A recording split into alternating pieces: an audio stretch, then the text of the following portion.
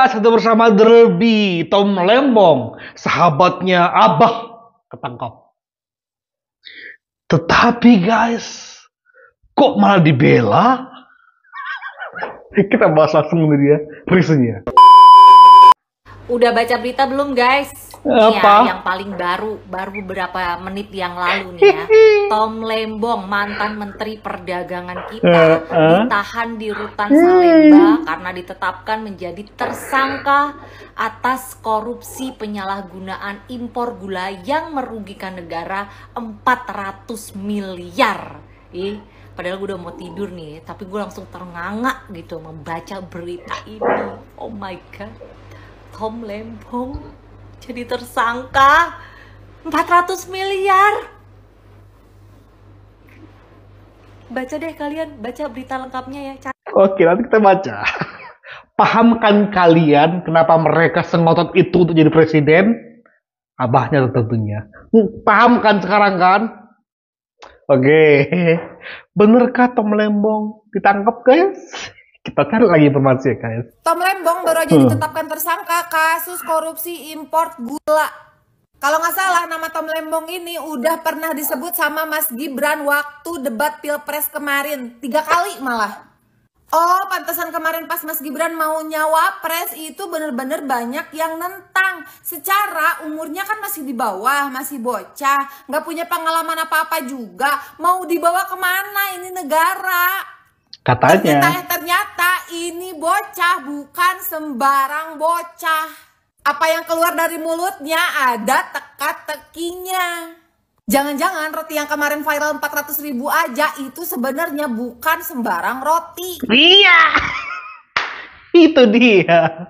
Abang Ade ini memang meresahkan ya. Meresahkan buat kaum-kaum nyinyir, buat anak-anak Abah. Siapakah Abang Ade gitu? Gibran. Yang menyepil Tom Lembong ketika debat. Lalu adiknya siapa? Tentu saja Kaisang lewat istrinya. Kalian ingat menantu Pak Jokowi makan roti 400.000 sampai dihujat seluruh Indonesia. Dan ternyata itu adalah kode dari Mas Kaisang bahwa ada korupsi impor gula 400 miliar. Dan tersangkanya Tom Lembong. Kena. Nah, jadi ngeri nih. Kemarin Erina di rumah sakit mewah pakai VVIP pas lahiran. Ini jangan-jangan kode ada korupsi di BPJS. Semoga cepat terungkap. Yang lebih parah adalah ketika Kaisang bermain Tamiya. Kita akan upload tuh video terpisah. Benarkah Anies Baswedan bisa masuk penjara karena korupsi Formula E? Tapi itu nanti kita siapkan bahannya. Kita fokus ke Tom Lembong. Karena apa guys? Coba ya. Pak Anies nggak tahu nggak Pak? Senyumnya guys. Senyumnya cing. Nusuk pipinya guys. Keren banget.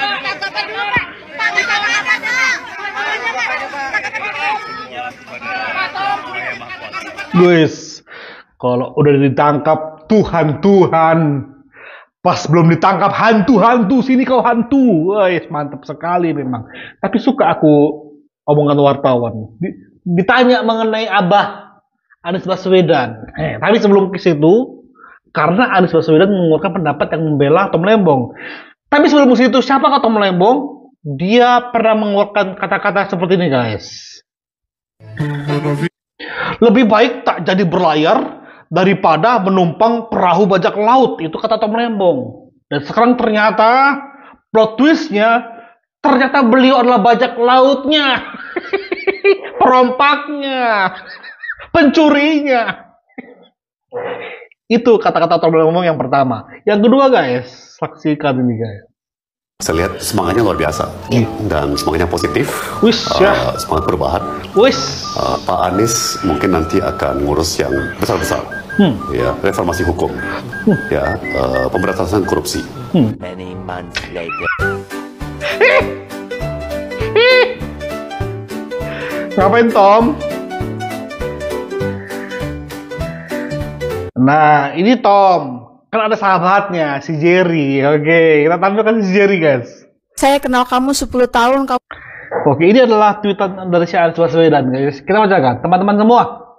Terkait penetapan Tom Lembong sebagai tersangka, saya bersahabat dengan Tom Lembong hampir 20 tahun dan mengenalnya sebagai pribadi berintegritas tinggi.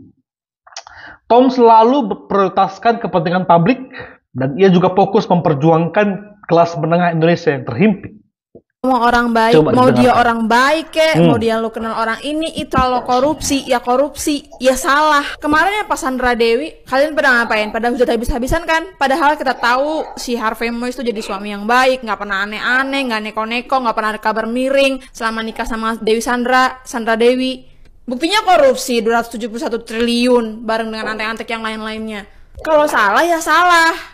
Nggak ada, kamu orang baik, aku percaya, bla bla. Yang kuat ya, yang sabar ya. Yang kuat, yang sabar merugikan negara 400 M. Gimana sih? Kok bisa bikin statement kayak gitu? Kayak, ayolah, jangan nge-brainwash masyarakat tuh bahwa nggak apa-apa kok lu tuh korupsi asalkan lu baik. Yang penting lu baik, gue bakal belain lu. Nggak apa-apa, lu korupsi aja. Gue tahu lu tuh bener. Mau dia baik kek, mau dia apa? Dia korupsi, merugikan negara 400 M. Gak perlu bikin statement kayak begitu untuk menggiring opini masyarakat bahwa orang yang korupsi itu kalau dia baik, kita jangan percaya gitu aja. Ini bisa jadi penjagalan, bla bla bla segala macam. Giliran kemarin aja loh, repot bilang ada yang korupsi, nyuruh pemerintah tangkepin yang korupsi ngerugiin negara. Giliran udah ditangkep-tangkepin lo pada nggak setuju. Kenapa? Sakit hati ya orang yang lu bela-bela, orang yang lu sanjung-sanjung. Ternyata pelaku juga di dalamnya. Kita tuh nggak pernah tahu dalamnya politik tuh kayak apa. Nanti habis si Tom Lembong gantian siapa lagi? Ya kan kita nggak pernah tahu. Aneh ya? Ih. Makasih Mbak sudah menyampaikan isi hati kami kepada Anies Baswedan yang kurang ajar ini. Dia masih pengen menciptakan ya karena Tom Lembong lawannya pemerintah, makanya didiskriminasi. Itu kan maunya Anies Baswedan. Itu kan maumu kan? Sampai sekarang ini ya, anak-anak Abah, ya, piaraannya Abah, lebih tepatnya itu ya, mereka menolak proses penangkapannya, bahkan menggiring bahwa ini adalah proses diskriminasi, sampai buat heboh ini guys, ini ya.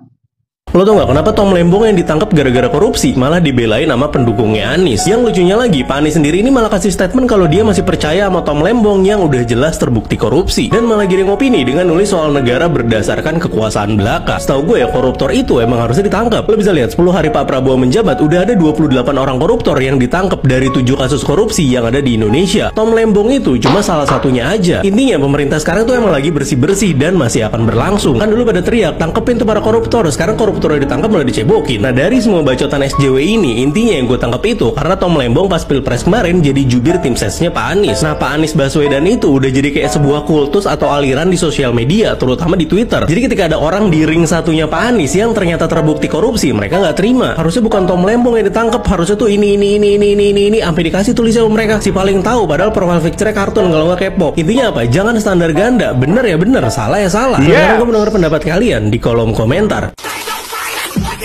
Oke, next. Bisa-bisanya koruptor dibela. Gue udah gak habis pikir lagi ya sebenarnya. Mau sehalus apapun ngomongnya, ya itu ngebela namanya. Ini yang kita pengen loh, koruptor tuh ditangkap semuanya secepetnya. Kalau kayak gini kan sebenarnya jadi mencurigakan gak sih? Gue jadi inget satu, pas zaman-zamannya pemilihan gubernur. Dulu serusuh apa kalian tahu kan? Sekarang mana? Tenang-tenang aja.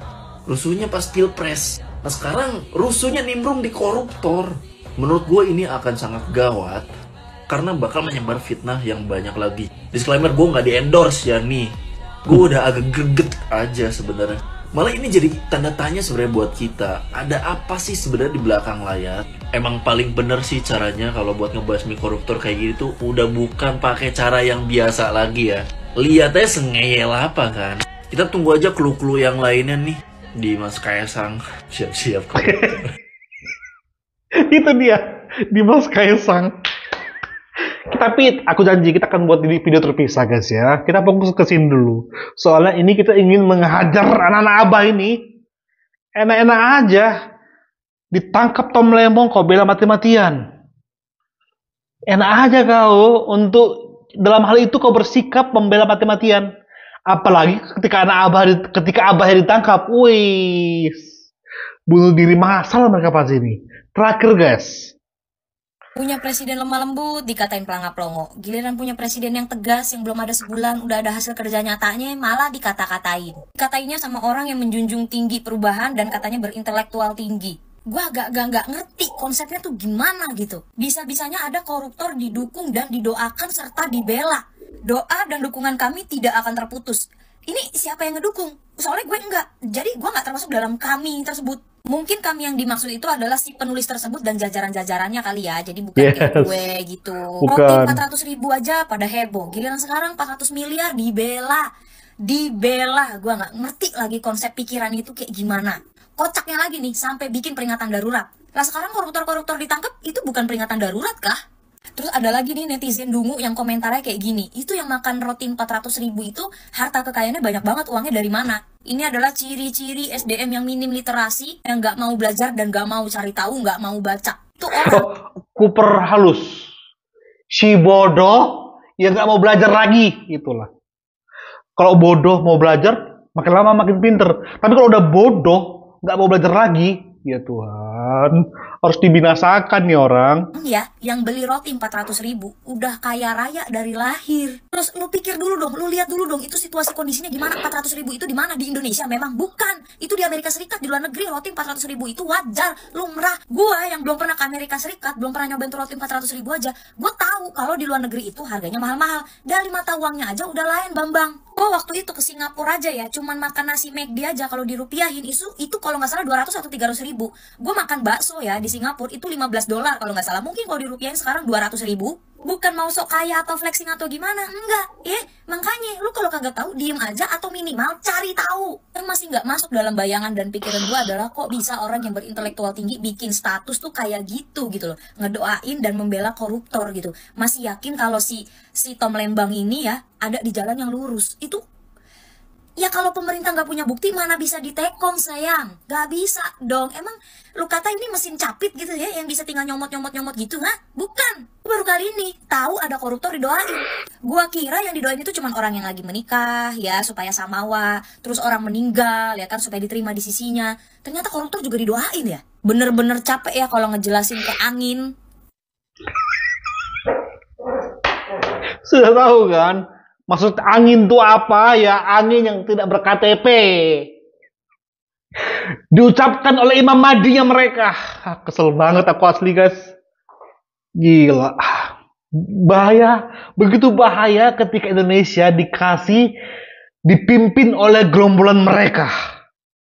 Ingat aja momen ini ya. Ingat momen ini untuk nanti dihadapkan di tahun 2029 ketika Pilpres nanti. Jangan pilih mereka. Ya guys ya, ini adalah titipan omongan saya guys ya. Oke, ini untuk anak-anak apa? Seenak itu mereka mengatasnamakan gini. No, gila. Kaisang yang punya uang sendiri, usaha sendiri, dihina mati-matian karena 400.000. Orang yang mencuri uang negara dibela mati-matian, didoakan malah, ya Tuhan. Itulah akibat korsletnya otak anak-anak Abah pasca kalah kemarin berurutan ya, kalah Pilpres, kalah sengketa di MK, Abahnya gagal di Pilgub. Nah sekarang udah konslet semua otak-otaknya. Tapi tenang, kita akan terus kawal pemerintahan ini. Prabowo Gibran. Thank you. Bye bye.